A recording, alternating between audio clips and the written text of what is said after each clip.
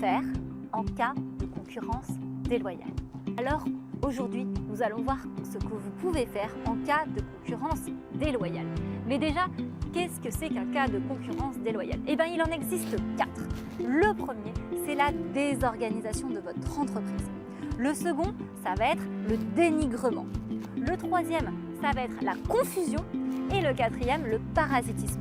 Et non, vous ne saurez pas aujourd'hui en quoi consistent ces 4 notions parce qu'elles feront l'objet d'autres vidéos.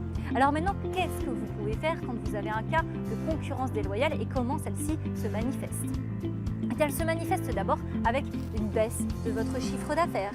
Ça peut être également des on-dit, des rumeurs, même des diffamations à votre sujet. Vous avez vos salariés qui partent petit à petit, sans raison, vous ne comprenez pas, alors que ça fait des années qu'ils sont avec vous. Et puis, pourquoi pas également des résiliations de contrats qui ont du coup un impact sur le chiffre d'affaires, comme nous l'avons vu. Et là, vous vous posez la question, mais qu'est-ce qui se passe? D'où ça vient? Est-ce qu'il n'y aurait pas un concurrent qui essaierait de me chercher des noises et de me la faire à l'envers, tout simplement? Alors, dans ce cas-là, qu'est-ce que vous pouvez faire? Dans un premier temps, une fois que vous avez identifié ce concurrent par une petite recherche, eh bien vous allez lui envoyer un courrier de mise en demeure.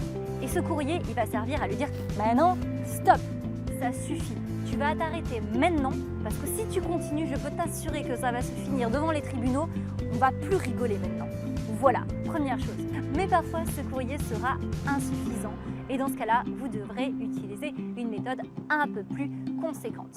Et avant tout, il faudra réunir des preuves.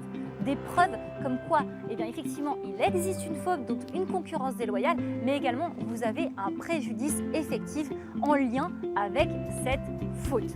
Et comment est-ce que vous pouvez obtenir ces preuves? Déjà, vous pouvez les rechercher par vous-même en interrogeant un petit peu votre voisinage, vos concurrents, vos salariés et regarder un petit peu ce qui se passe sur Internet, tout simplement. Deuxième point, ce que vous pouvez faire, c'est tout simplement faire constater par un huissier toutes les difficultés que vous rencontrez. Bien entendu, ce constat sera tout simplement objectif. Et puis dans un troisième temps, vous pourrez avoir recours à un détective privé qui ira chercher en profondeur, voir tout ce que vous ne savez pas.